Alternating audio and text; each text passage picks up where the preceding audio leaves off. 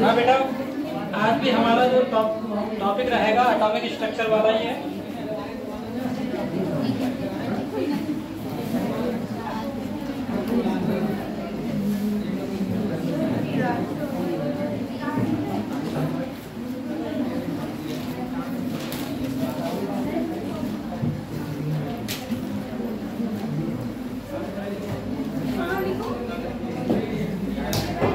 Atomic structure last time हम लोगों ने आइसोबार, आइसोटोन, आइसोटोप्स, ठीक है, इन सब के बारे में डिस्कस किया था। इसी के आगे कंटिन्यू करते हुए, ठीक है, आज स्टार्टिंग करते हैं आपका Planck's constant, Planck quantum theory से।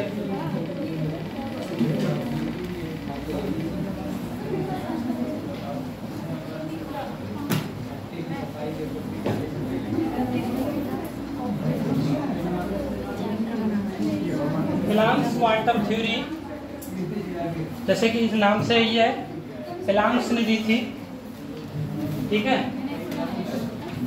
और इस थ्योरी में इन्होंने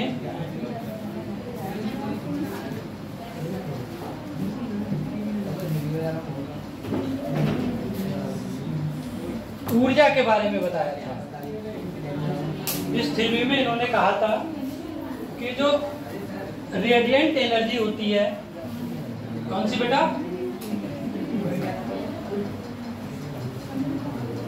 रेडिएंट एनर्जी, इसका जो इमिशन होता है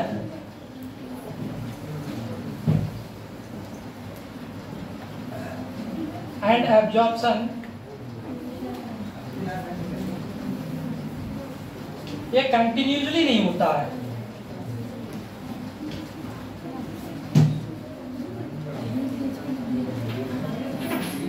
कंटिन्यूसली नहीं होता, लगातार नहीं होता है। इसकी जगह पे इन्होंने बताया था कि ये जो एनर्जी का इमिशन या ऑब्जर्प्शन होता है, स्मॉल पैकेट्स के रूप में होता है, छोटे छोटे बंडल्स के रूप में होता है, जिसे इन्होंने नाम दिया था क्वांटा। क्वांटा क्वांटा नेम दिया था। बट जब हम लाइट के रिगार्डिंग बात करेंगे,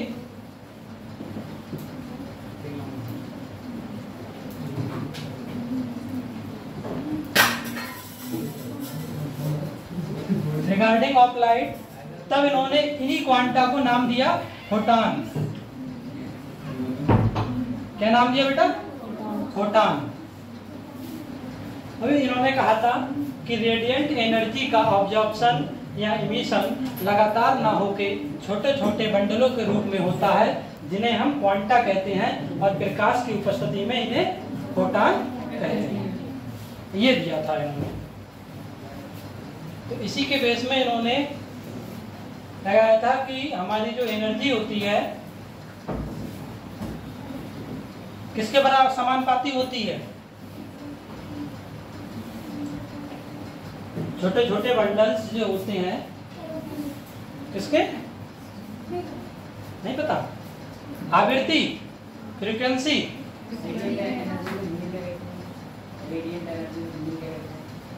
रेडिएंट एनर्जी को, रेडिएंट एनर्जी को कहते हैं, आप इमिशन को बोलते हैं उत्सर्जित, इसे ऑब्जर्विंग रेडिएंट एनर्जी को, अगर से ध्यान नहीं आ रहा मैं बता दूंगा, ठीक है। ई समानुपाती, हाँ आ जाइए बेटा, न्यू फ्रीक्वेंसी के समानुपाती,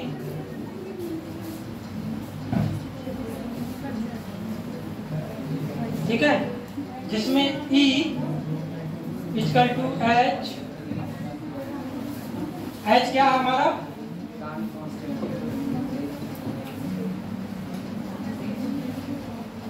प्लैंक्स कांस्टेंट। इसकी वैल्यू बेटा कितनी होती है? 6.626 10⁻⁻34 जूल सेकेंड। ये नोट करिए।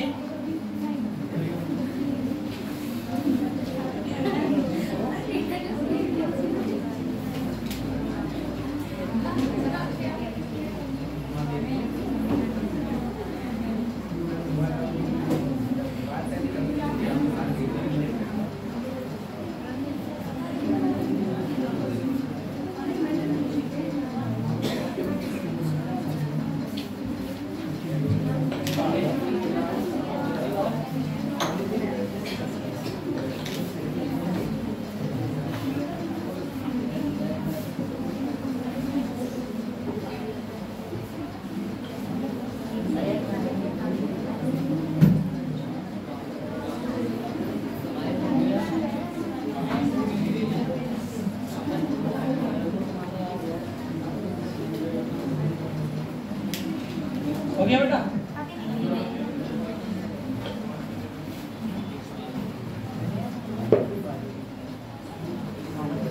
इसी के आगे आप ये लिखेंगे कि ये न्यू बराबर c/λ होता है, e बराबर h/λ,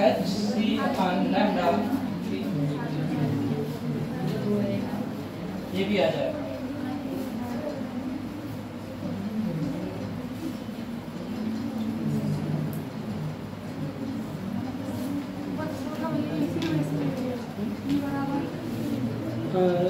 ये जो है आवृत्ति, ठीक है, आवृत्ति बराबर होता है आपका c मतलब वेलोसिटी ऑफ लाइट, प्रकाश का वेग, वेलोसिटी ऑफ लाइट बटे वेवलेंथ, ये होता है। तो इसी के अकॉर्डिंग इसकी जगह पे हमने ये, ठीक है, ऐसा हमारा है ये न्यू के अकॉर्डिंग c बटे लैम्डा, तो ये भी एक हमारा फार्मूला हो गया।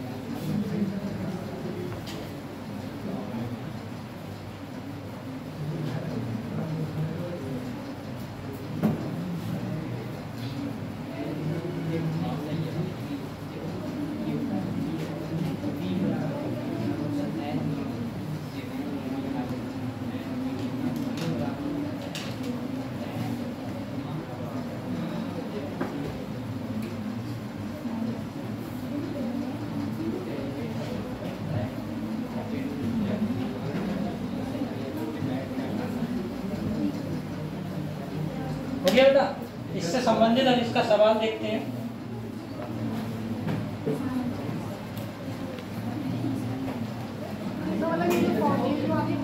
कौन सा?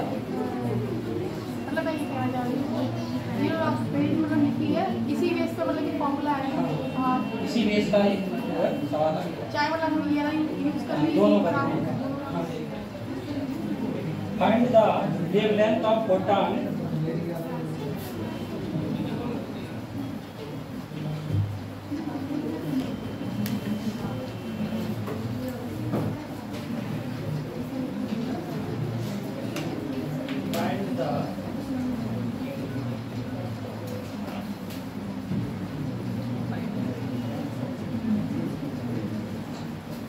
photon whose energy is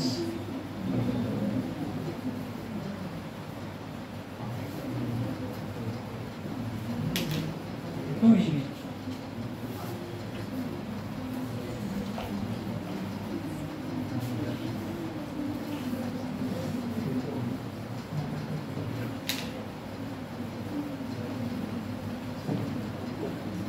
ठीक है बेटा, सॉल्व करते हैं बेटा इसको। ये आपका नीट में आया हुआ है, ठीक है, जितने भी सवाल करवाएंगे सब आपके नीट में आए हुए हैं, सब 2010 से ऊपर के। इसमें बेटा देखो क्या हमारा दिया हुआ है। सबसे पहले क्या निकलवा रहा है, फोटॉन की वेवलेंथ मतलब लैम्डा, ठीक, और एनर्जी दी हुई कितने है तो EV, इसका मतलब 2 इलेक्ट्रॉन का चार्ज कितना होता है 1.6, तो कितना हो जाएगा हमारा, ये वोल्ट में आ जाएगा। ठीक है, वैल्यू ये बाद में पुट कर लेंगे। और हमने अभी देखो प्रीवियस में फॉर्मूला निकाला था E equal to HC upon lambda, तो हमारा lambda equal to H multiply C और अपान E। तो यहाँ पर देखो C की वैल्यू कितनी होती है, वेलोसिटी ऑफ लाइट 8 मीटर प्रति सेकेंड। प्लस कांस्टेंट की value 626 10 to the power -34 multiply 3 10 to the power 8 to 1.6 10 to the power 90। Cross करते हैं,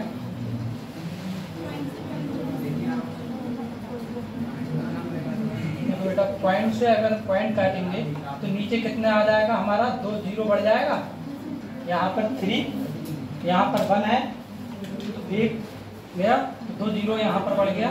इसके बाद में ये देखो बेटा 6626 10 टू दी पावर -34 3 10 की पावर 8 और यहाँ पर 2 मल्टीप्लाई 16, यहाँ पर हम 10 की पावर कितनी 17 लिख सकते हैं, 17।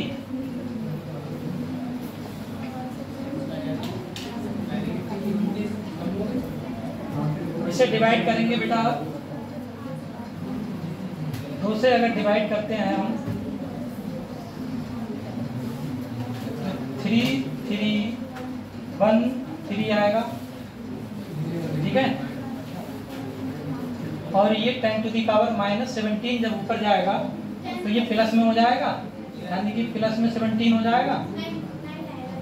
ठीक है, तो यहाँ पर कितना हो जाएगा, पहले यहाँ पर लिखते हैं 3 3 1 3 मल्टीप्लाई 3 10 टू दी पावर कितना आ जाएगा हमारा, माइनस का 9, क्योंकि ये हमारा 25 होगा।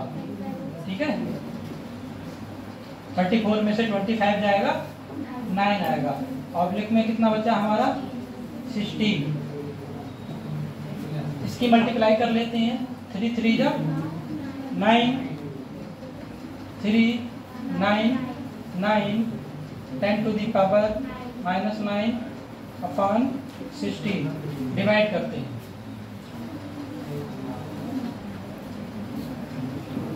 16 6 जब 96 96 3 बचा, 33 हो गया,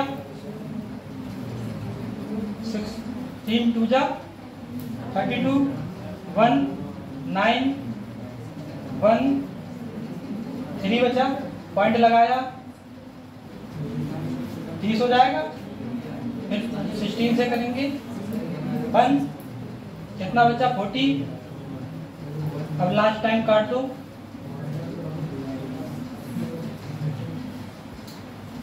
9 कर सकते हैं, 10 टू दी पावर माइनस। अब इस पॉइंट को हम इधर लेके आएंगे तो क्या करेंगे, माइनस इधर ज्यादा हो जाएगा या कम, कम हो जाएगा, ज्यादा होगा ना। हम ऊपर लिख दे रहे हैं बेटा 6.21 11 मीटर, ये आपका आया। ठीक है बेटा, वेवलेंथ मतलब जो तरंगदैर्घ्य होती है उसका यूनिट यानी कि मात्रक जो होता है वो मीटर में होता है। -7 आ जाएगा सर, जब तक पॉइंट इधर बढ़ाएंगे तो पॉइंट हमने इधर किया है ना, प्लस की हाथ बढ़ेगी सर, ये तो माइनस का जब हम इधर करेंगे ठीक ये होगा, ऊपर जाएगा तो माइनस का आएगा, तो -9 और माइनस 62.1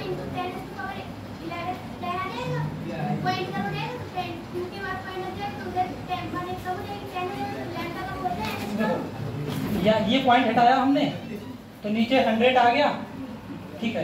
अब ये 100 जब ऊपर जाएगा तो 10 टू दी पावर -7 हो गया।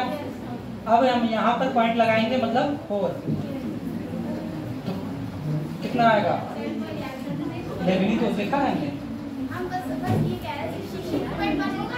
हाँ, अगर 62 करोगे तब हो जाएगा 10।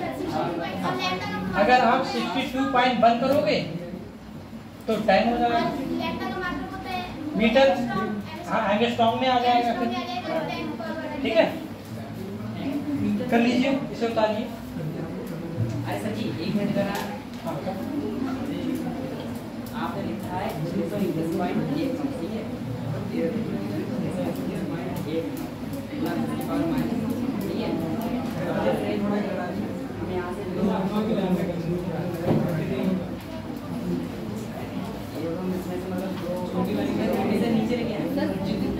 संख्या को अगर हम छोटा कर देंगे तो इधर प्लस की संख्या बढ़ेगी, धन की बढ़ती है, धन की बढ़ेगी। अगर इसको बड़ा करेंगे तो ऋण की बढ़ती है इधर।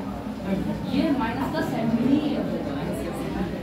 होगा, क्योंकि धन की बढ़ेगी जब हम संख्या को छोटा करेंगे तब।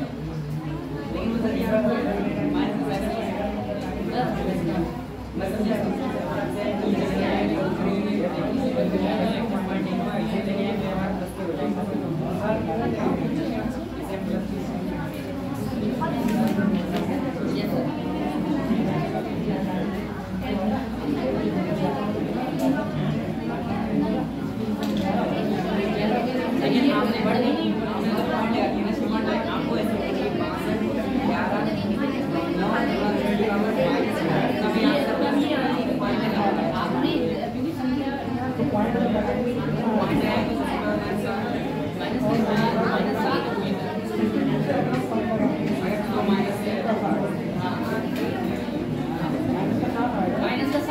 बेटा इधर देख लेना।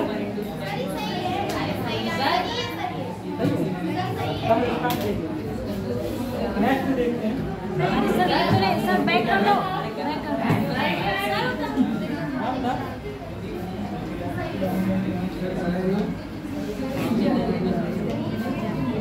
इसका मल्टीप्लाई करके देखिए, इसका डिवीजन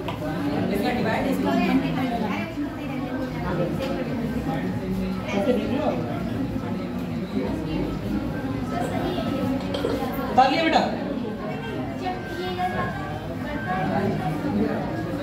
वो आएगा -6.6 अरे तुम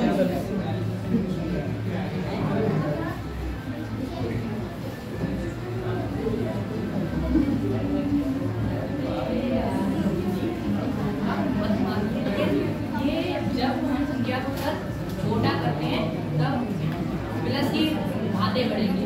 ऐसा ही हम बच्चे हैं, किसी टीचर को ला दीजिए अगर आप। अगर इसमें कंफ्यूजन हो रहा है आपका, ठीक है, तो इसका जो वैल्यू जो आई है तो इतनी रहने दीजिए। 6 to 1.9 multiply 10 to the power -9 metre रहने दीजिए, तो इतनी रहने दीजिए, कंफ्यूजन मत रही, ठीक है। नेक्स्ट वाला देखते हैं।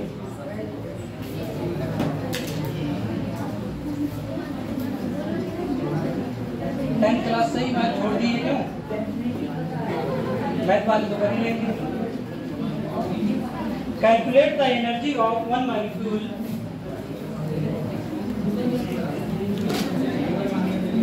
Calculate the energy of one molecule, 1 mole of radiation, 1 mole of radiation with frequency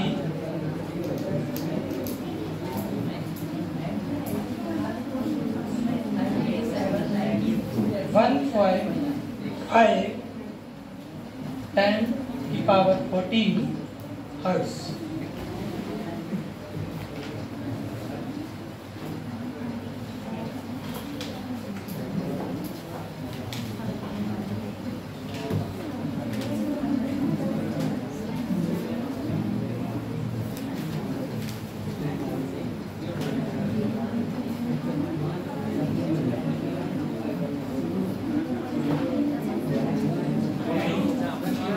बेटा इसमें देखिए,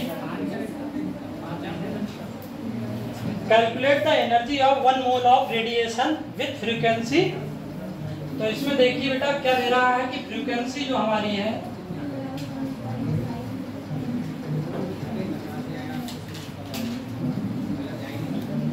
1.5 10⁻14 हर्ट्ज और ये हमारा कैलकुलेट करवा रहा है।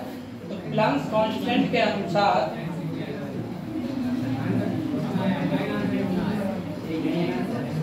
E = H/u। H की वैल्यू हमारी 6.62 10⁻34 1.5 10⁻14। अब इसका मल्टीप्लाई करेंगे बेटा। पहले तो हम इस पॉइंट को, ठीक है, इस पॉइंट को हटा रहे हैं। तो 662 10⁻34 में से 14 जाएंगे बेटा, कितना बचा? 20 15 और नीचे आ गया 1000। ठीक है, 15 की और 662 की हम मल्टीप्लाई करेंगे।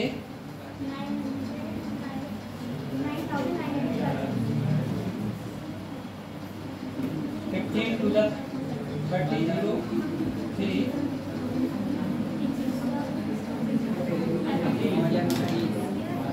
ये आएगा हमारा 9930। ठीक है, मल्टीप्लाई 10⁻20 माइनस का है ये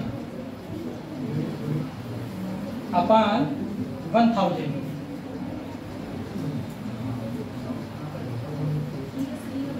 तो फिर हमारा ये आपका E = ठीक है 9.9, ठीक है, लिख सकते हैं 10⁻−20 जूल। ठीक है,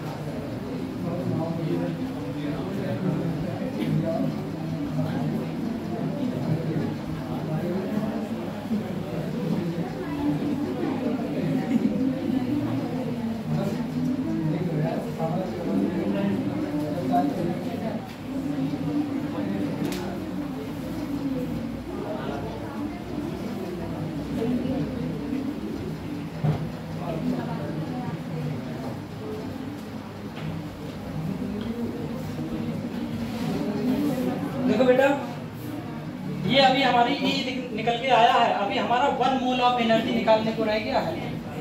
ठीक है, यहाँ तक समझ में आ गया सबके? कोई कंफ्यूजन तो नहीं?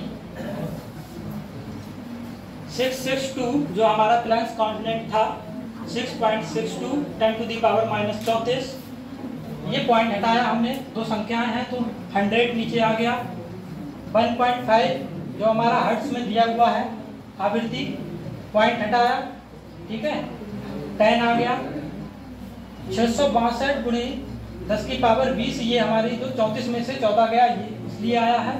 ये 15 और 662 की मल्टीप्लाई करेंगे, हमारा 9923 आएगा। ठीक है, और 10⁻−20। अब 1000 से जब हम इसको भाग करेंगे तो 9.9 हम लिख सकते हैं 10⁻−20। अब इसी के आगे जब हमारा 1 मोल के लिए पूछ रहा है, ठीक है, 1 मोल के लिए पूछ रहा तो हमारा 9.9 10⁻−20 और मल्टीप्लाई करेंगे अवोगाद्रो नंबर से। अवोगाद्रो संख्या है 1 मोल बराबर तो होता है, इसकी वैल्यू कितनी होती है बेटा?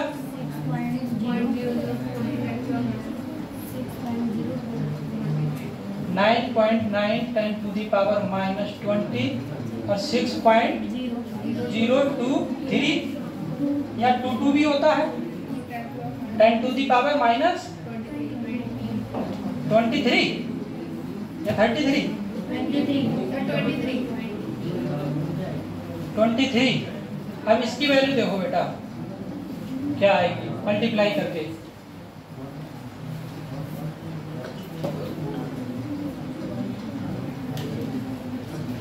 प्लस में 23 है,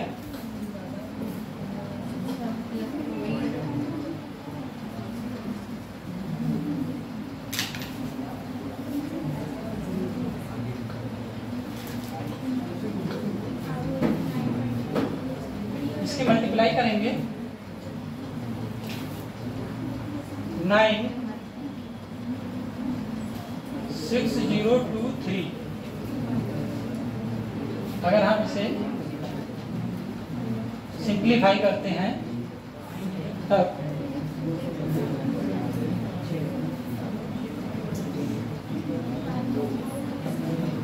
9 3 27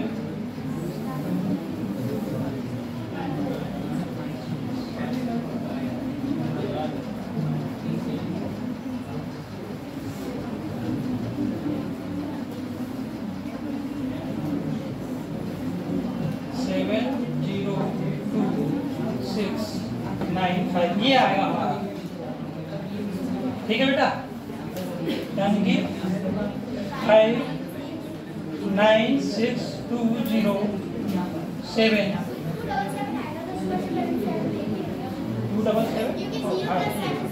277। ठीक है बेटा, और फिर यहाँ पर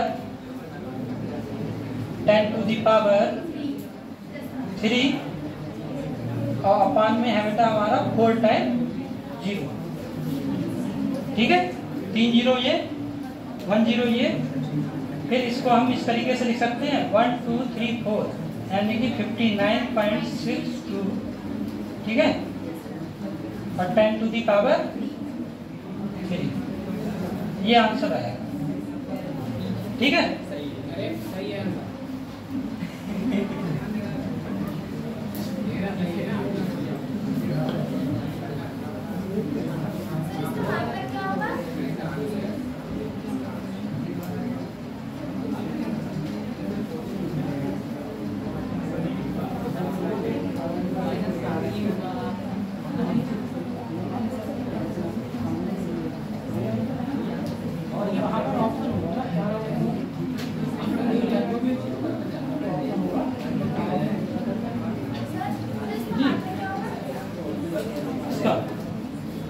जूल प्रति मोल सेकेंड।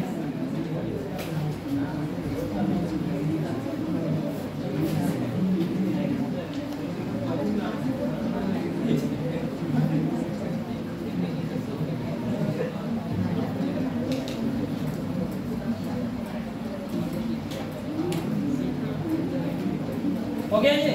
नेक्स्ट करते हैं डी ब्रॉगली इक्वेशन।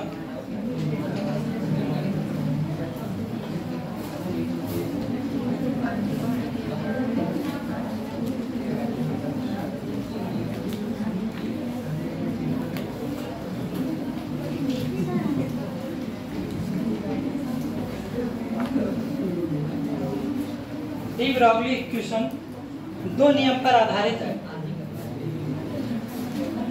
कौन कौन से दो नियम पर आधारित है? पहला प्लैंक कांस्टेंट जो अभी करा था, ये अपान एच न्यू या भी समझ लो, ठीक है, स्मॉल में करते हैं। और दूसरा ये हमारा है प्लैंक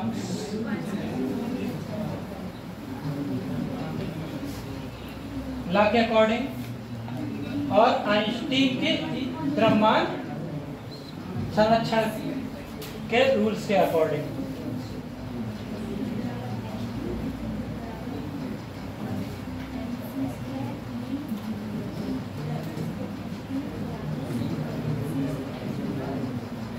आइंस्टीन मास लॉ।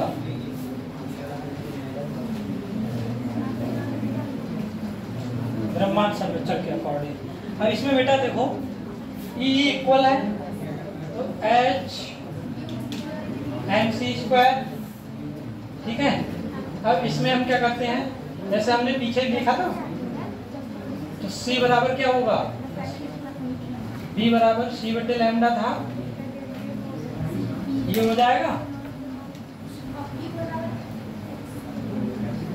ये क्यों नहीं है बेटा, ये फ्रीक्वेंसी के लिए दर्शा रहा है, चाहे वैसे V लिखते हैं ऐसे इस तरीके से लिख लो, ठीक है। M इसको हम लिख लेंगे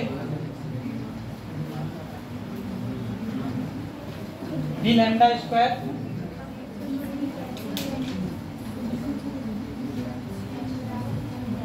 H अपॉन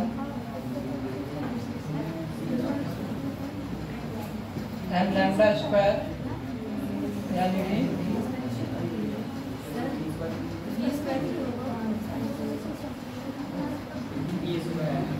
V रहेगा ना साथ में, तो M बराबर H upon lambda square V, ये भी हो जाएगा, और H अपॉन H बराबर आपका लैम्डा स्क्वायर V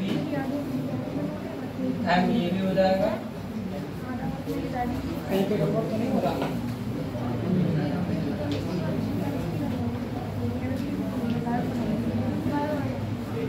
ये 5 C लैम्डा होगा,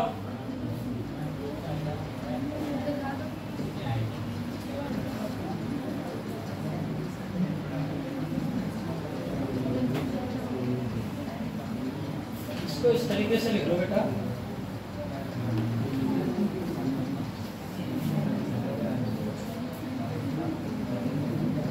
C लैम्डा ये है, तो H C बटे लैम्डा बराबर mc स्क्वायर, ठीक है। इस C से ये स्क्वायर कट गया, तो H अपान लैम्डा बराबर mc, ठीक है, ये आएगा आपका, तो lambda equal to H upon mc। अब यहाँ पर देखो C क्या है, वेलोसिटी ऑफ लाइट है,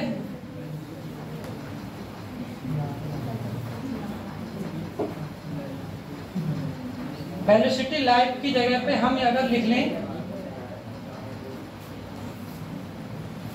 वेग, प्रकाश का वेग, ठीक है, यहाँ पर प्रकाश का वेग है, और प्रकाश की चाल अगर हम लिख लें स्पीड ऑफ, ठीक है, स्पीड ऑफ पार्टिकल यानी कि कण का वेग, V को रिप्रेजेंट करेगा तो C की जगह पे, तो आपका लैम्डा बराबर H अपान mv, ये भी सूत्र आ जाएगा बेटा। और संवेग के लिए हम, क्योंकि P जो मोमेंटम होता है mv दर्शाते हैं, तो फिर लैम्डा बराबर क्या हो जाएगा हमारा H अपान P। ये 3 फार्मूले बनते हैं डी ब्रॉगली इक्वेशन से। डी ब्रॉगली इक्वेशन से आपके 3 फार्मूले बनते हैं ये, और D Broglie equation, Planck's constant, Planck's equation और आइंस्टीन इक्वेशन से मिलकर बनी है कंबाइनेशन से।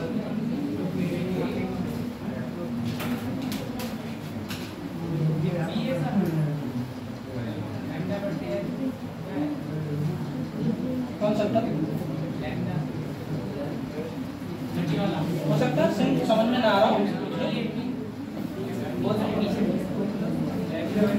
लैम्डा बराबर H अपान mc, ठीक है, लैम्डा बराबर H अपान mv, ठीक है, जहाँ C की जगह पे V को रख लिया, लैम्डा बराबर H अपान p, p मोमेंटम है मतलब संवेग, संवेग द्रव्यमान गुणे वेग इक्वल टू संवेग, और v क्या है यहाँ पर,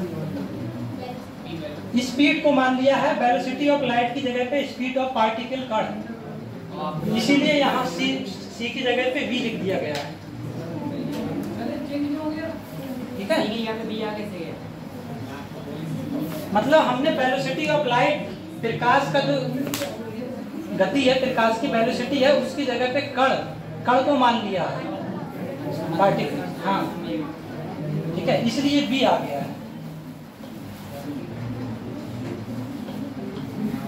हो गया बेटा, इसका सवाल करते हैं।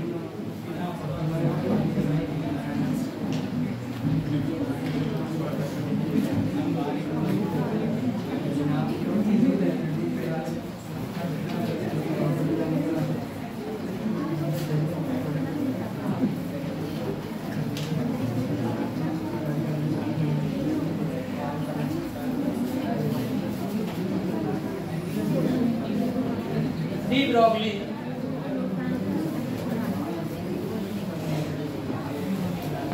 wavelength of a particle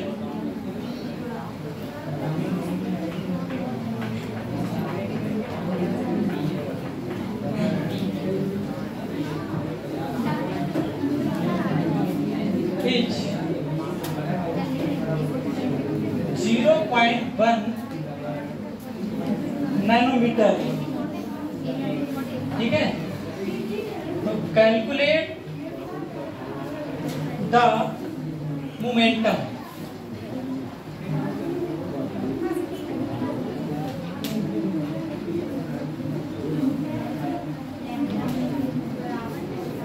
particle का जो डी ब्रॉगली तरंगदैर्घ्य है 0.1 नैनोमीटर दिया हुआ है और हमें मोमेंटम संवेग की गणना करनी है।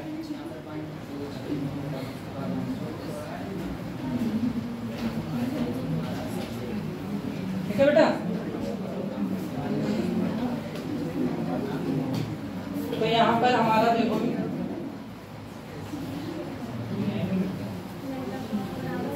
लैम्डा इक्वल टू 0.1 नैनोमीटर, यानी कि 0.1 10 टू दी पावर -9। इसे हम ऐसे लिख लेंगे 1 10 टू दी पावर -10। ठीक है, एंगस्ट्रॉम मीटर 1 को लिख दिया है, उससे कोई नहीं। ठीक है, और भी हमें कैलकुलेट करवा रहा है। जस्ट हमने अभी क्या थर्ड नंबर पे डी ब्रॉगली इक्वेशन से लैम्डा है जापान पी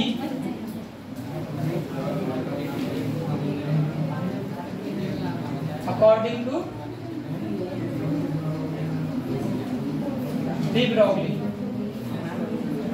एच हमारा बेटा एच की वैल्यू कितनी है 6.62 10 टू दी पावर -34।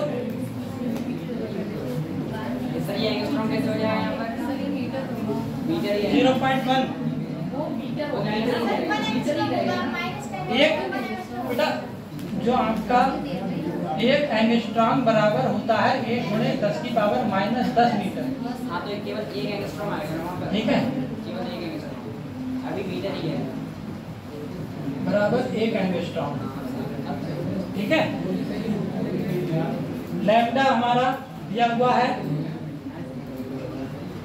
इसे P equal to 1 10 to the power -10।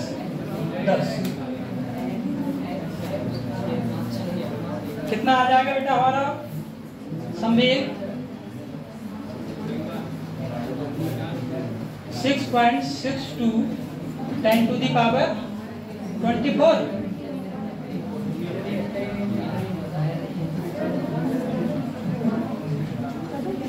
ठीक है बेटा, यही आपका आंसर है। किलोग्राम मीटर प्रति सेकंड में। दूसरा सवाल करते हैं।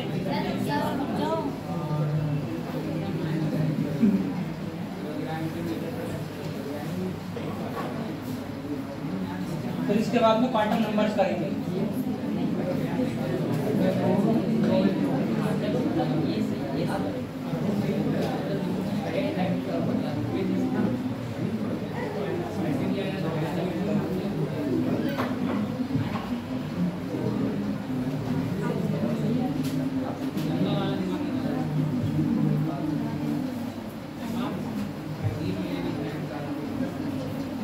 साइन वाला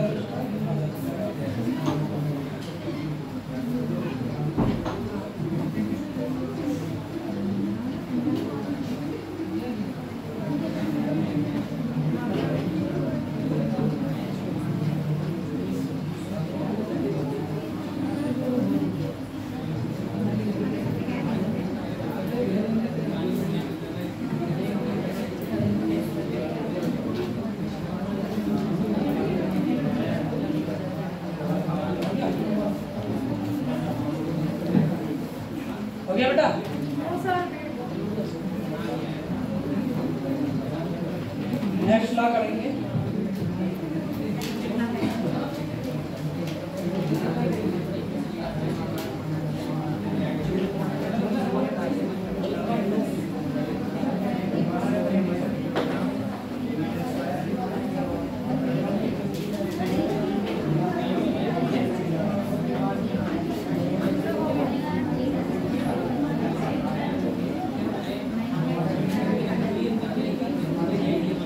हो गया?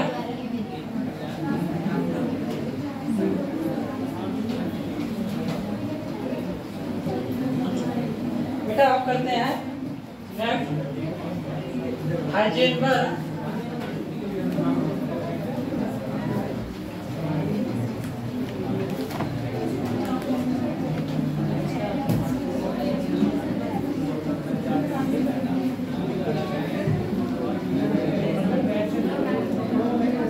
Heisenberg uncertainty principle. हाँ हेडिंग है हाइजेनबर्ग का अनिश्चितता का सिद्धांत।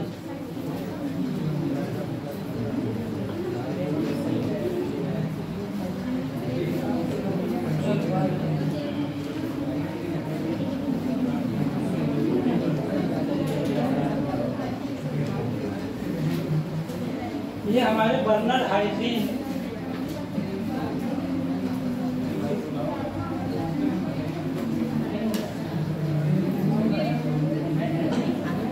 1927 में दिया था। ठीक है, ये प्रिंसिपल है हाइजेनबर्ग का अनिश्चितता का सिद्धांत है, जो हिंदी में हाइजेनबर्ग अनसर्टेनिटी प्रिंसिपल वो है। मतलब delta P multiply delta x. इनके अकॉर्डिंग क्या था कि इन्होंने बताया था कि अगर हमारी किसी भी कण की स्थिति में अगर अनिश्चितता है, अनसर्टेनिटी है, ठीक है, तो उसके पोजीशन में भी अनसर्टेनिटी होगी।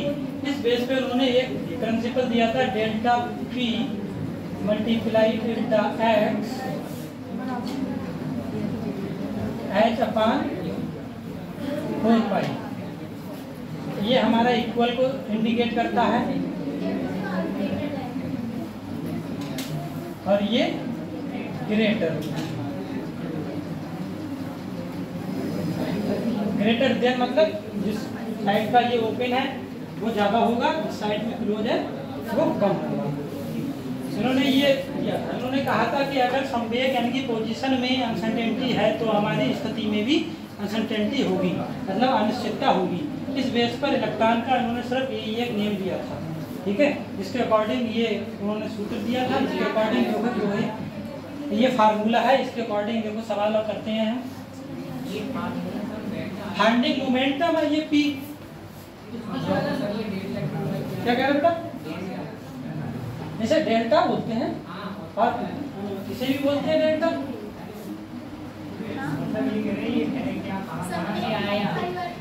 बेटा दो चीजें जब होती है ना तो उन दो चीजों को एक साथ जब रिप्रेजेंट करते हैं तो उसको डेल्टा पी से कर देते हैं।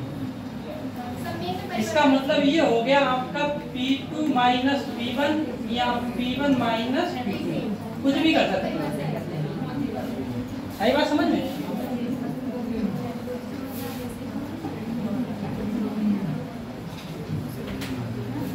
इससे संबंधित सवाल करते हैं बेटा। Find the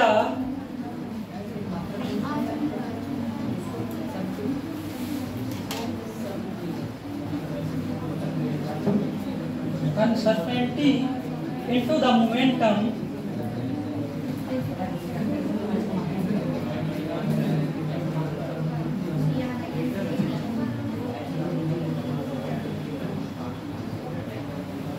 of the electron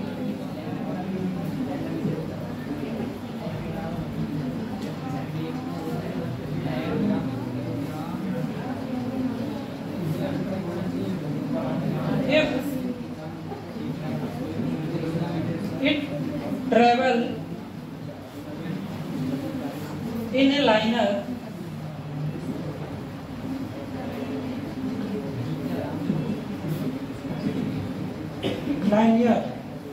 region of length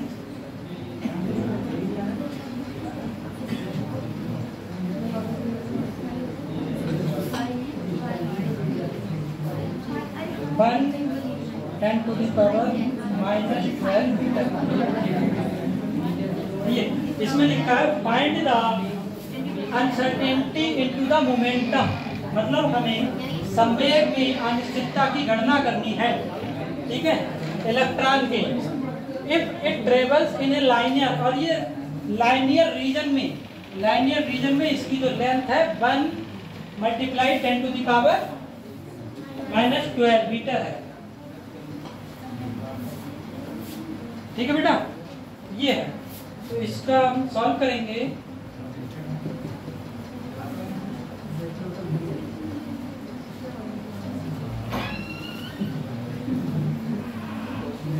delta हमारा डेल्टा एक्स दिया हुआ है 1 10 टू दी पावर -12 मीटर, और डेल्टा पी फाइंड आउट करना है। एच की वैल्यू हमें पहले से ही पता है, क्या है, पाई की वैल्यू भी हम लोगों को पता है, ठीक है। नेक्स्ट स्लाइड में इसको करते हैं।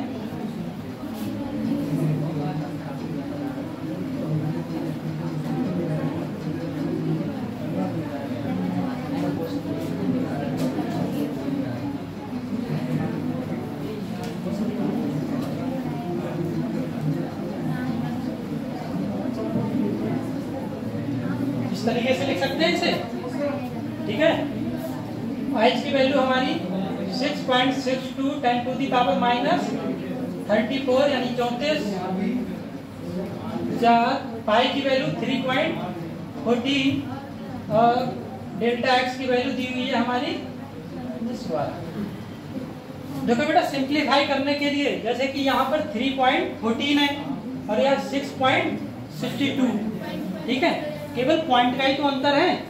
तो अगर हम इसको काटते हैं, ठीक है, तो 2 पॉइंट समथिंग मान लो, 1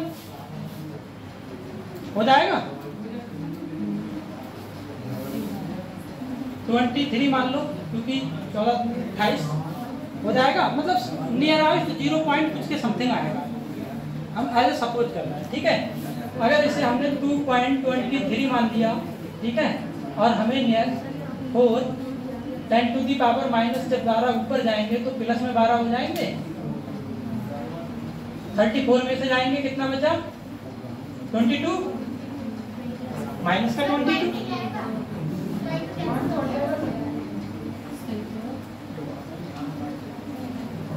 2 2 3 4, और ये 10 टू दी पावर ऊपर में है, ठीक है, 22 माइनस का, ठीक है। अब हम 4 से करेंगे, हम इसे डिवाइड 5, 4 पंजे 20 होता है, 2 23 हो गया, ठीक है।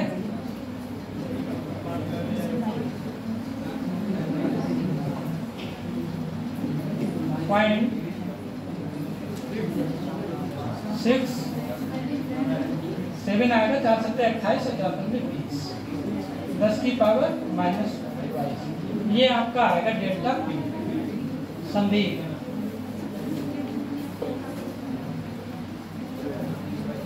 ठीक है। इस तरीके से देख लो, 2 2 3 को डिवाइड करेंगे,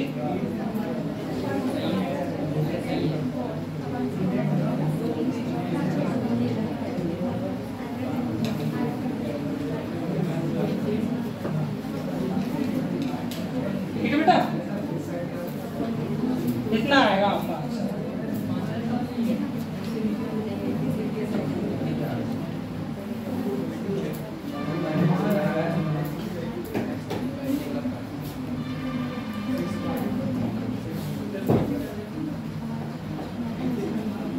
पीछे बोलो, अब ये बता,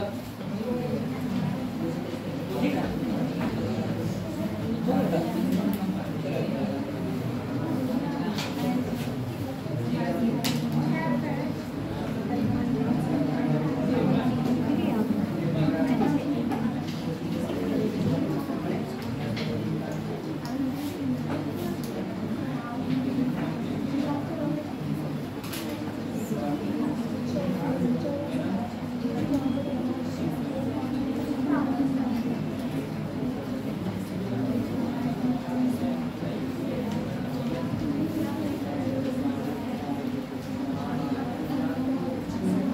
गया बेटा?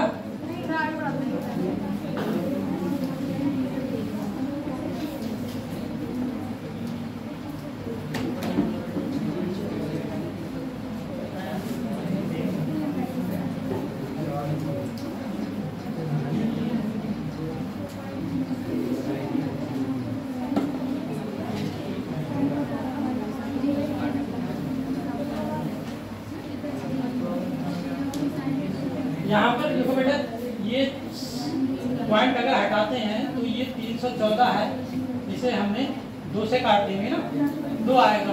अब 2 के पॉइंट में आप 10 कर सकते हैं, कुछ भी कर सकते हैं, या केवल 2 भी रख सकते हैं, ठीक है। ऐसे हमारा आंसर ये आया, इसको हम इस तरीके से लिख सकते हैं 5.57 10⁻⁻23,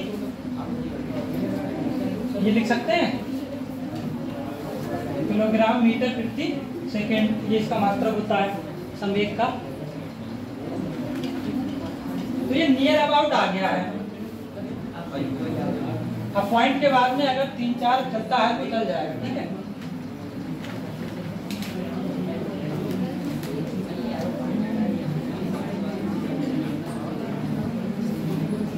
वैसे करेंगे तो 2 आएगा।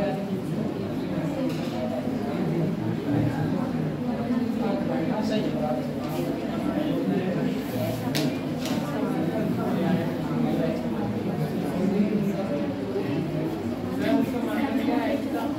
इसका है प्लांक कांस्टेंट है, नेतांक इसका मात्रक होता है भाई, ऐसी बात नहीं है।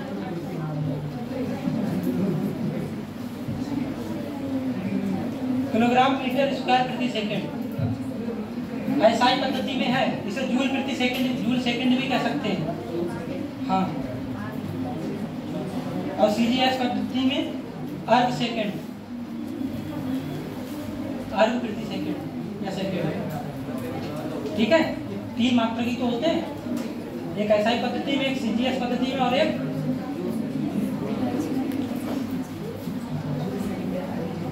ये हो गया बेटा। अब बात करते हैं क्वांटम नंबर्स की।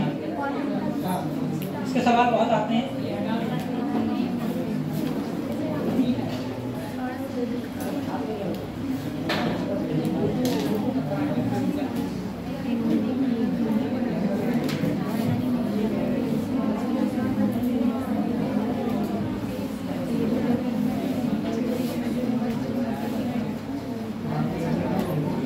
क्वांटम संख्याएं,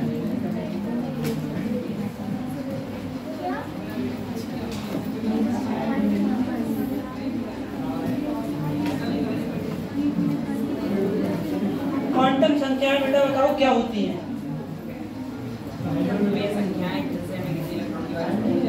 इलेक्ट्रॉन की एनर्जी एवं उसकी स्थिति के बारे में जिन संख्याओं से पता चलता है वो हमारी क्वांटम नंबर्स होती हैं, ठीक है। और क्वांटम नंबर्स कितने प्रकार की होती है बेटा? क्वांटम नंबर्स को सबसे पहले किसने खोजा? नील बोर्स। क्या कह रहे हो? बताओ नाम बताओ। अच्छा,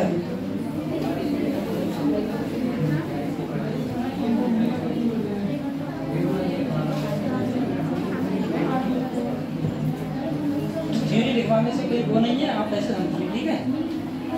थ्योरी भी लिखवाएंगे।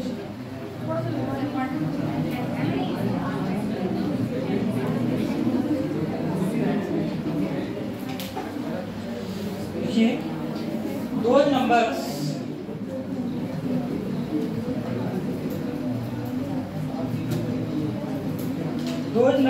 which give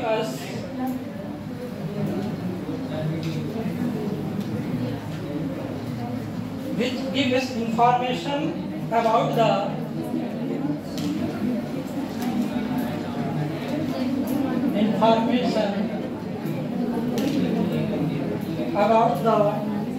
energy and position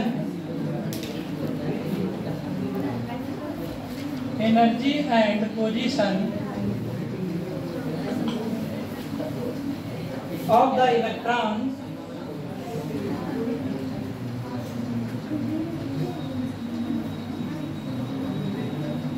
of the electrons present in the atom.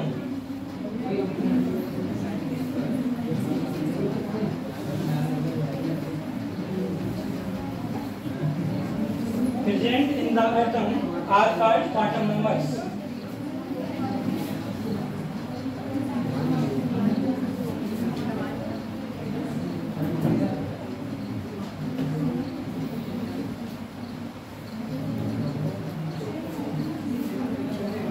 मतलब परमाणु में उपस्थित इलेक्ट्रॉनों की पोजीशन और एनर्जी के बारे में जो जानकारी देते हैं संख्याएं, वो हमारी क्वांटम संख्याएं कहलाती हैं।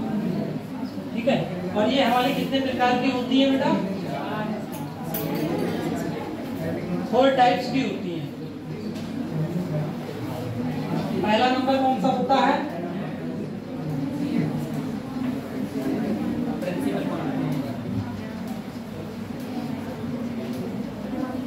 Principal quantum numbers.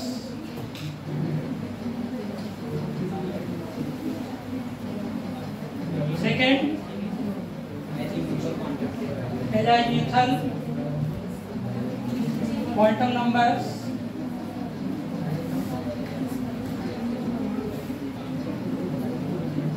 Magnetic quantum numbers और फोर्थ स्पिन क्वांटम नंबर्स। ये 4 क्वांटम नंबर्स होते हैं।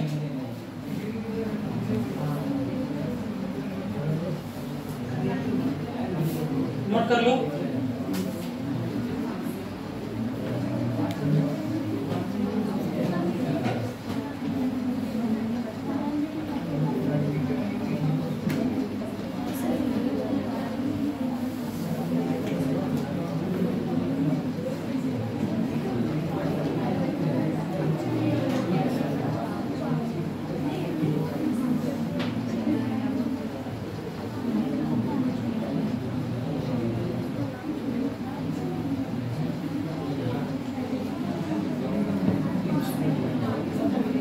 हो गया बेटा?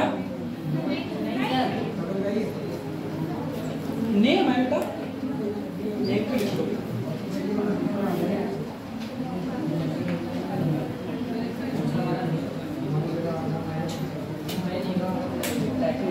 टेक्नोलॉजी का जमाना।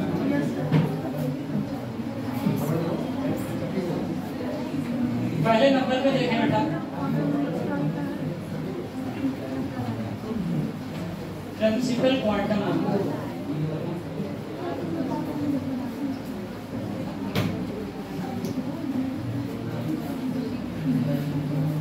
इसको देखो डिस्कवर्ड किया था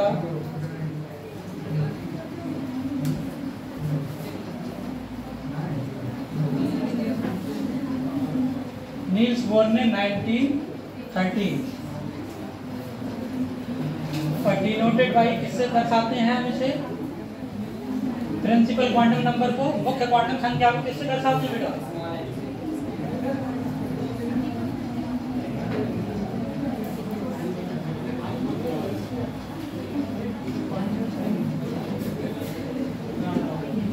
स्मॉल एम से। और यह परमाणु में इलेक्ट्रॉन के क्या दर्शाता है? इलेक्ट्रॉन के माध्यम से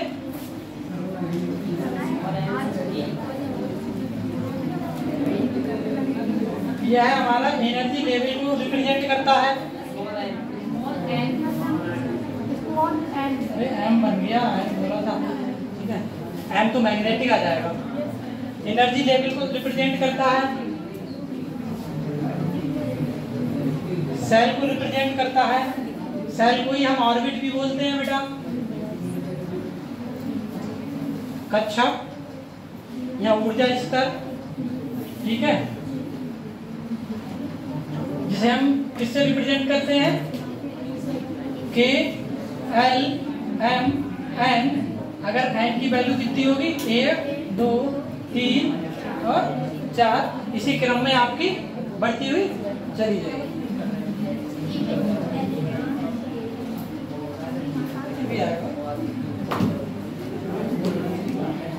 नोट करें बेटा इसे।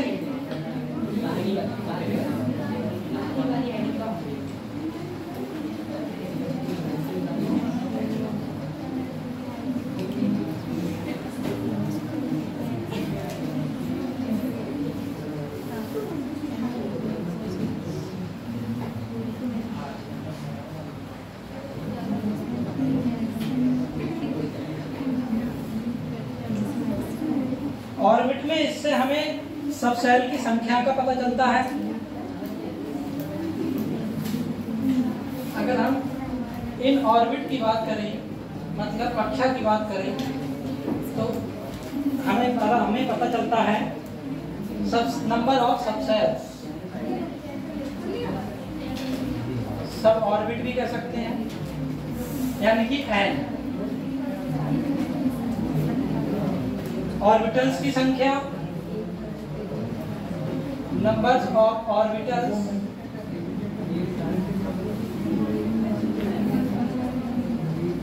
n स्क्वायर, और नंबर्स ऑफ इलेक्ट्रॉन्स।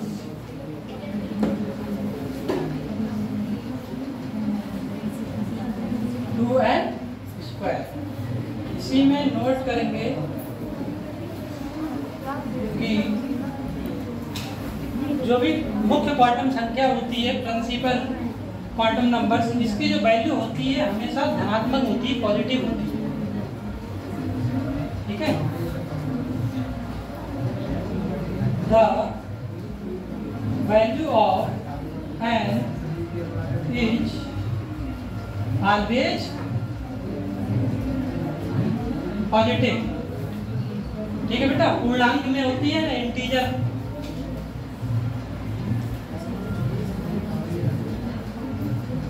पूर्णांक में होती है हमेशा। ये इसके मेन पॉइंट है। इसको इस तरीके से समझते हैं, जैसे कि आपका KLMN है, ठीक है, ये आपका प्रतीक हो गया।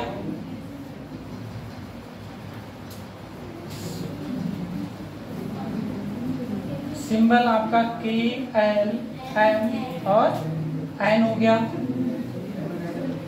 Number of sub orbital N, 1 2 3 4। Number of orbitals n square, 1 4 9 और 16। और इलेक्ट्रॉन की संख्या कितनी रहेगी? मैं इसे सही करती हूँ। 2 8 18 और 32।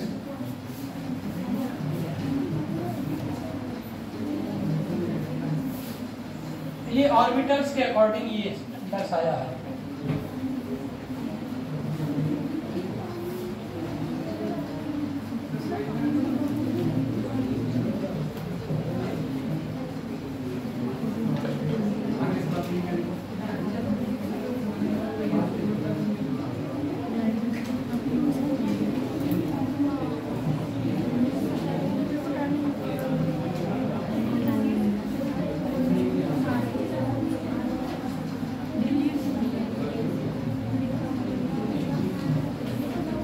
हो गया बेटा?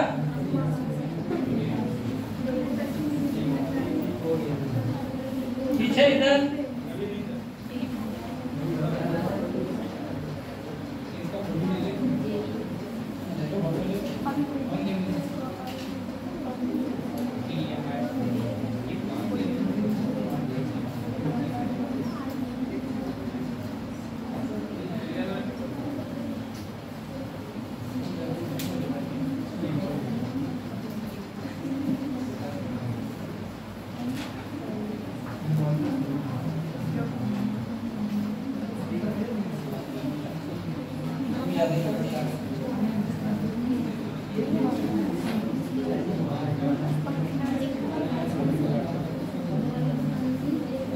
हो गया?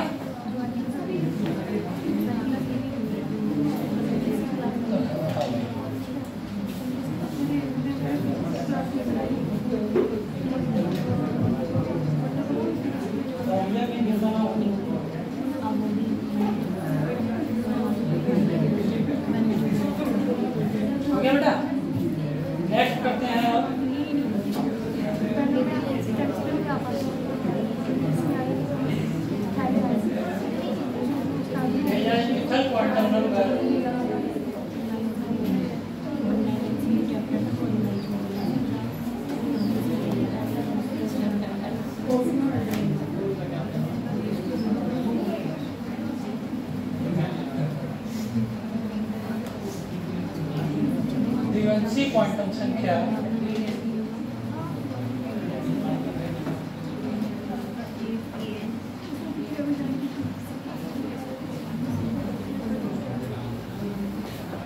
इसको बेटा डिस्कवर किया था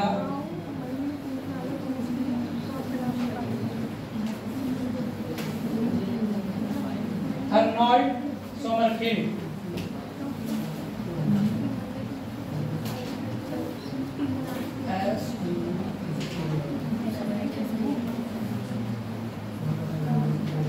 उन्नीस सौ 15 में। इसको हम रिप्रेजेंट करते हैं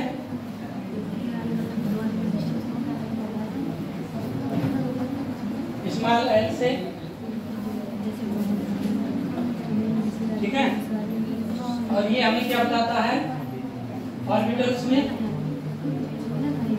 इलेक्ट्रॉनों की संख्या,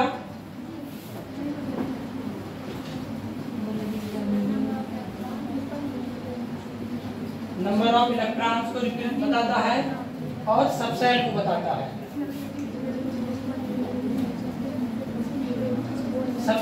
सबसेल बेटा कौन सी होती है हमारी, एस पी डी है।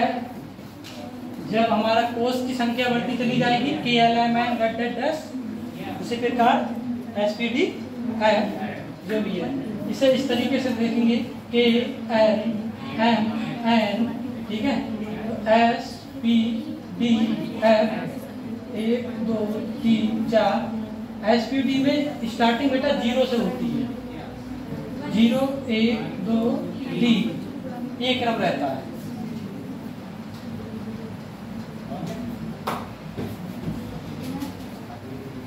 और एल का मान डिपेंड किस पे रहेगा, the value of L is dependent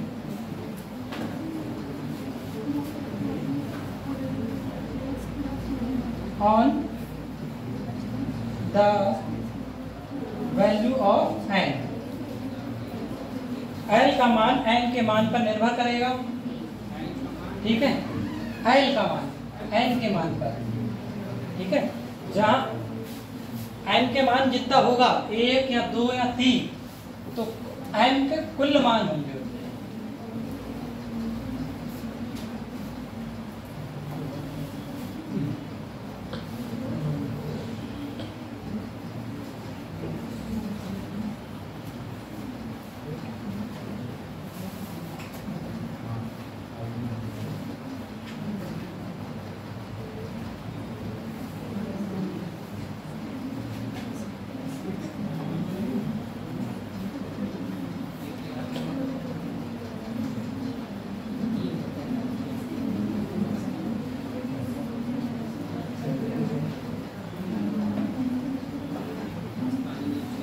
L के कुल मान होंगे वो इस तरीके से, एल बराबर एन माइनस 1, ये भी होता है। जैसे कि देखो बेटा यहाँ पर ये एन बराबर 1 है, ठीक है, तो एल के जो मान होंगे बेटा, ठीक है, 0 1 ही रहेगा, क्योंकि यहाँ डिजिट कितना है एन का, 1, तो एन का मान 1। यहाँ पर एन के 2 हैं, तो यहाँ पर 1 एल का रिप्रेजेंटेड है, लेकिन कुल मान की बात करेंगे तो 0,1 2 हो गए क्वांटिटी। अगर कुल मान की बात करें एल के, तो एन के मान पर निर्भर करते हैं। एन की वैल्यू जो कितनी है, एन 2 है, तो एल के मान 2 होंगे। अब 2 कौन से होंगे, 0 और 1। इसी प्रकार एन का मान 3 है, तो यहाँ पर 0 1 2, यानी कि टोटल 3 मान हो गए। वैसे रिप्रेजेंट करेंगे तो हम 2 से रिप्रेजेंट करेंगे। सेम कंडीशन इसमें 0 1 2 3 टोटल 4। एन के मान जो एन के नंबर्स दिया हुआ है वो एन के कुल मान को रिप्रेजेंट करेगा। नोट करिए, नेक्स्ट वाला करते हैं।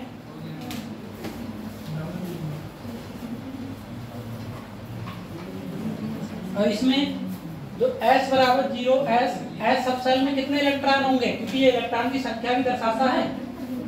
तो इसमें 2, इसमें 6, इसमें 10 14 मतलब इलेक्ट्रॉन। क्योंकि नंबर्स ऑफ इलेक्ट्रॉन्स को भी रिप्रेजेंट करता है।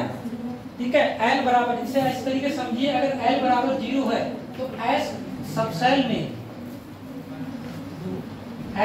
में इलेक्ट्रॉन की संख्या कितनी होगी बेटा? 2। ठीक है, एल बराबर 1 होगा मतलब पी सबसेल, एल बराबर 1 यानी कि वैसे मान होंगे तो इसके 2, तो पी सबसेल में इलेक्ट्रॉन की संख्या 6। सेम एल बराबर 2 तो डी सबसेल 10, एल बराबर 3, एफ सबसेल और 4। ये रिप्रेजेंट करना है। नेक्स्ट हमारा आएगा, रह गया क्या था देखो, मैग्नेटिक क्वांटम नंबर।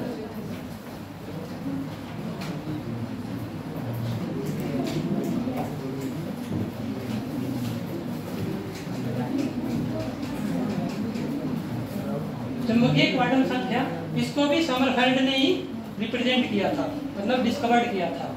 डिस्कवर्ड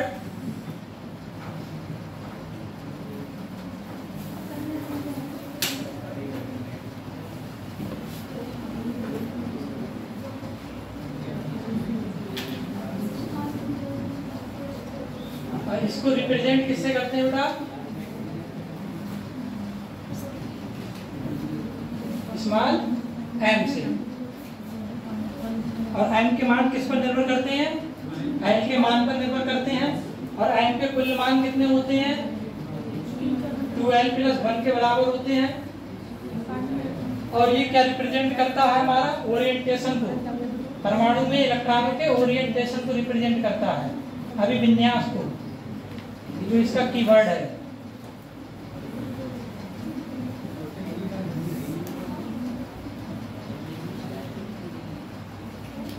अभिविन्यास को रिप्रेजेंट करता है।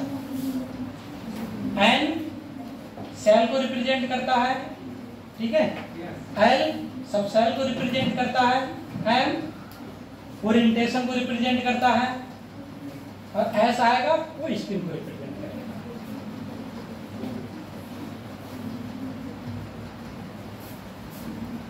एन बराबर 1 अगर होगा तो एल बराबर 0, और इसमें एन का जो वैल्यू है वो -l से लेकर l पर डिपेंड करता है, तो इसलिए -l से 0 सहित +l तक m के वैल्यू मान होते हैं। ठीक है, l बराबर 0 तो m बराबर भी 0 आएगा, n बराबर 2 तो l बराबर 1, केवल मान लिख रहे हैं हम, तो n की वैल्यू -1, 0 और +1। ठीक है, इस तरीके से आप रिप्रेजेंट करेंगे। इसमें ऑर्बिटल्स आएगा, जैसे m के हम किस कक्षक में कौन सा इलेक्ट्रॉन जाएगा। जैसे सपोज करो अगर s है, यहाँ पर n बराबर 1, l बराबर 0 मतलब s p d f 0 1 2 3। ठीक है, तो s है तो इसमें अगर कोई सा भी इलेक्ट्रॉन होंगे तो मैक्सिमम 2 इलेक्ट्रॉन जा सकते हैं। L की वैल्यू 1 है मतलब P में हमारे कितने ऑर्बिटल्स होंगे? 3 होंगे। तो ये देखो 3 ऑर्बिटल को रिप्रेजेंट कर रहा है। M हमारा रिप्रेजेंट किसको भी करता है? ऑर्बिटल्स को। M ऑर्बिटल्स को भी रिप्रेजेंट करता है। ऑर्बिटल्स कितने हैं P में? 3, जिसमें इलेक्ट्रॉन जो भी रिप्रेजेंट करे, इसलिए इसमें P में हमारा मैक्सिमम इलेक्ट्रॉन 6 इलेक्ट्रॉन मैक्सिमम। ठीक है, बाकी 4 भी हो सकते हैं, 5 भी हो सकते हैं, 3 भी हो सकते हैं, 2 भी हो सकते हैं, ठीक है, 1 भी हो सकता है। सेम n बराबर अगर 3 लेते हैं तो l 2 और n के कुल मान होंगे -2, -1, 0, +1 और +2, यानी कि l बराबर 2 है, 2, इसका मतलब d हमारा ऑर्बिटल्स आएगा। ठीक है, हमें ऑर्बिटल्स की पहचान s में है, p में है, d में है, f है। अगर क्वेश्चन में नहीं दिया हुआ है तब हम इस तरीके से करेंगे।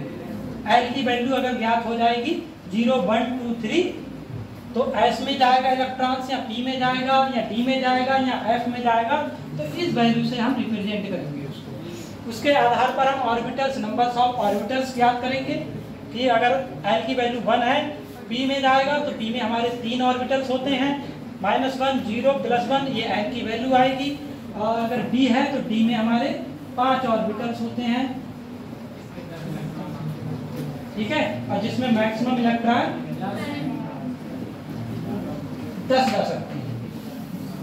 इसी प्रकार एफ में भी है, ठीक है बेटा, नोट कर लो। फिर लास्ट वाला करवाते हैं, इस पे फिर 2-4 सवाल करवा देते हैं।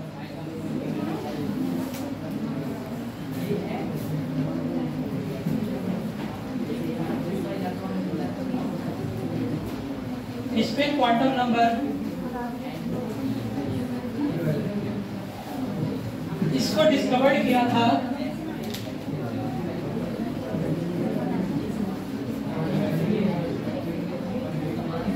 लेनबर्ग एंड गोल्डस्मिथ, और ये इसे डोनेट किससे करती है बेटा? एस से, ठीक है। और ये क्या दर्शाता है? इलेक्ट्रॉन की स्पिन, स्पिन ऑफ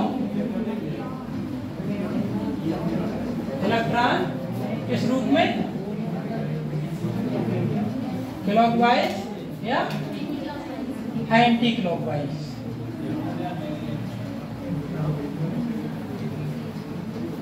क्लॉकवाइज या एंटी क्लॉकवाइज। एक सवाल देख लें इसका।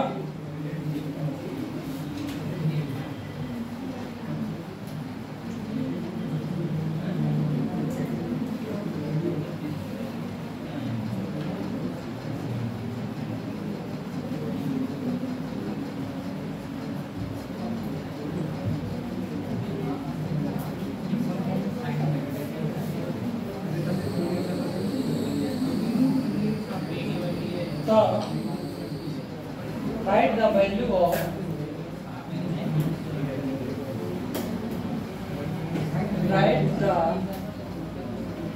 value of N, L, M and S of 3d7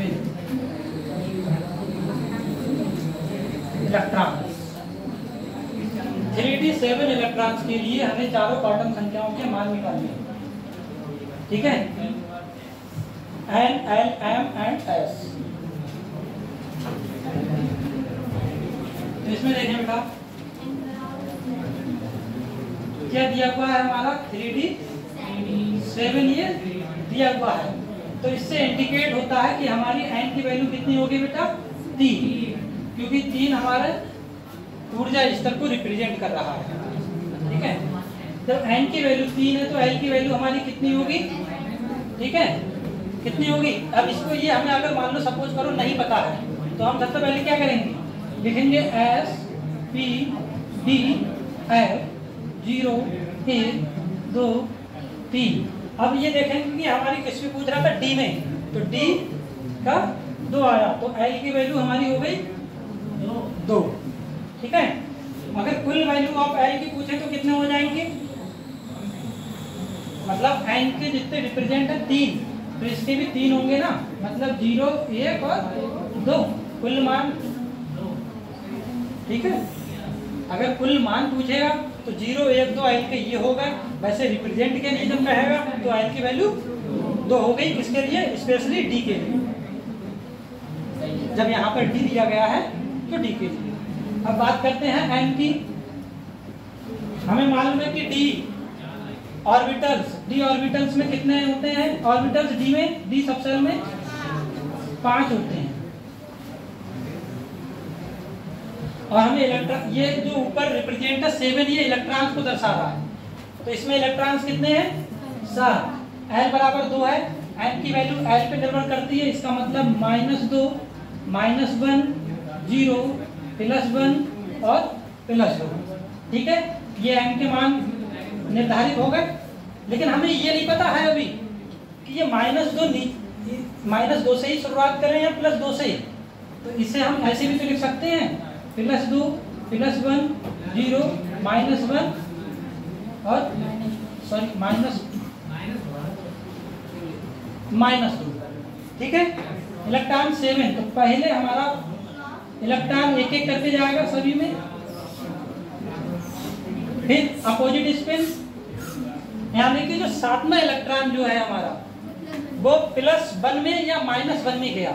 तो हमें एग्जैक्ट वैल्यू नहीं पता है, क्योंकि अगर शुरुआत -2 से करेंगे हम तब हमारा होगा -1 वैल्यू, अगर +2 से कर दी तो +1। तो इसलिए यहाँ पर m की वैल्यू लिखेंगे हम +1 या -1, वहां ऑप्शन में जो हो तो उससे हमें पता चल जाएगा। ठीक है, फिर बात करते हैं एस की। अब एस जैसे कि हमें पता है क्लॉकवाइज और एंटी क्लॉकवाइज, जब इलेक्ट्रॉन ऊपर जा रहा है तो क्लॉकवाइज और नीचे जा रहा है तो एंटी क्लॉकवाइज। मतलब लास्ट इलेक्ट्रॉन हमारा 7 नीचे जा रहा है एंटी क्लॉकवाइज, तो इसलिए एस की वैल्यू जो होगी -1/2। ये मान होंगे 3d7 इलेक्ट्रॉन्स के लिए चारों क्वांटम संख्या। 2012 में आया हुआ है जी, डेट डाल दो 2012। नोट करिए, नेक्स्ट एक का और करवाते हैं अलग तरह से। ठीक है, एक का सवाल करिए बेटा।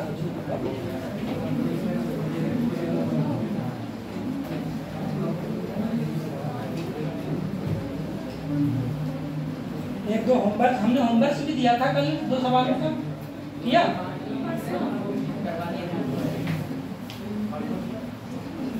क्या नहीं है,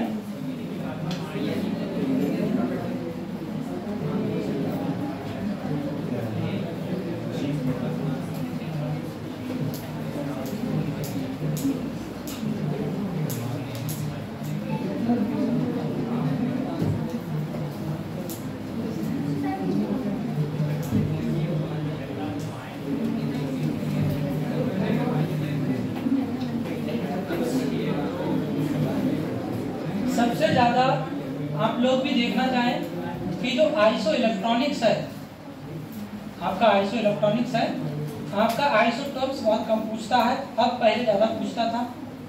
ठीक है, आइसो बार भी कम पूछता है, अब सम इलेक्ट्रॉनिक आइसो इलेक्ट्रॉनिक्स के क्वेश्चन बहुत आते हैं। लास्ट 5 इयर्स के देख लेना, हर किसी में ईयर में एक सम इलेक्ट्रॉनिक का क्वेश्चन जरूर आया होगा।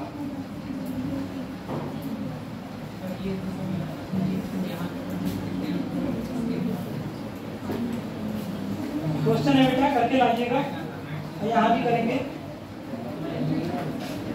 Right the value of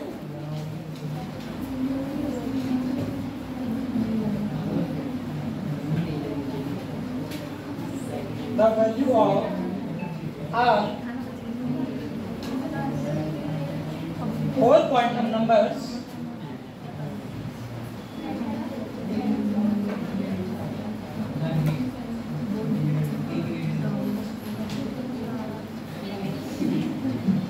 electron for the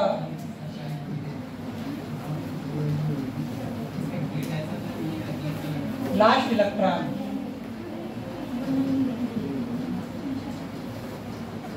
last one in scandium. और स्कैंडियम का परमाणु क्रमांक कितना होता है बेटा? 21।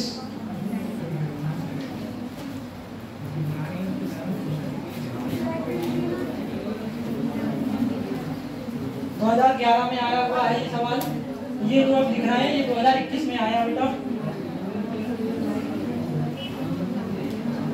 Which of the following pairs of ions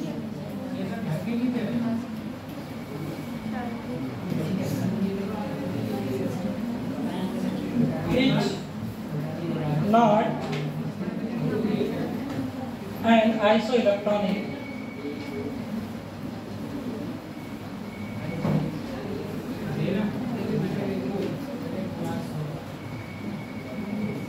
pairs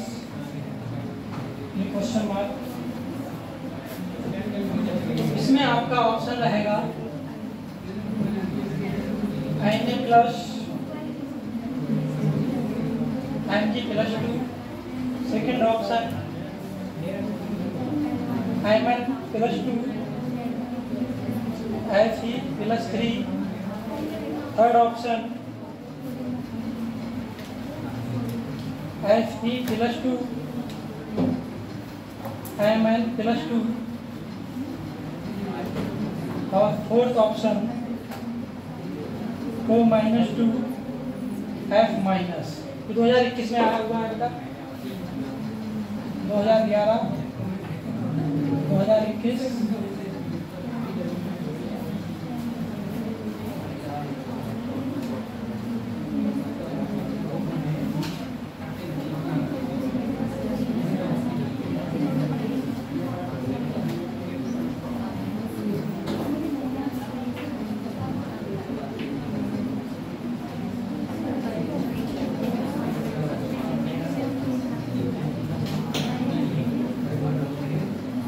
Which of the following items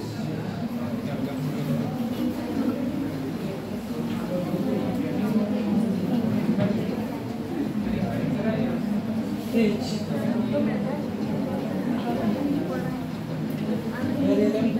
isoelectronic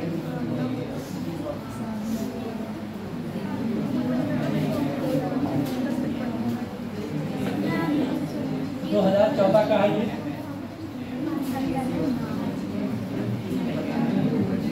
plus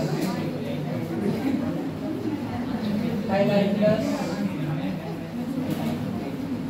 Na plus Mg plus 2।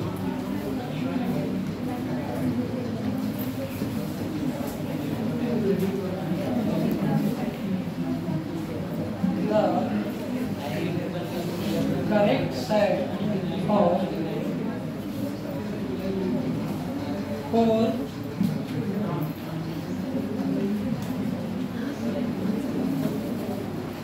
quantum numbers are the value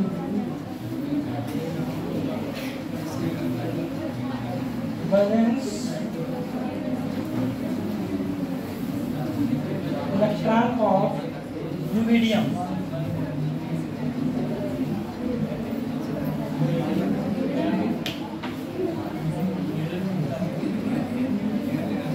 Z equal to 37, 2012 में आया है। इसका ऑप्शन रहेगा 511 प्लस 1/2, ये ऑप्शन रहेगा 600 प्लस 1/2, सी ऑप्शन रहेगा 500 plus 1/2 और D option रहेगा 5/0। ये क्वेश्चन है, इसमें आपका ऑप्शन भी दिया हुआ है ना, आए हुए हैं, ये नोट कर लीजिए, हल करके लाइएगा, नेक्स्ट क्लास में से पूछेंगे, ठीक है। सब आए हुए क्वेश्चंस हैं, जिससे तुम्हें हर एक चीज के बारे में पता चलेगा।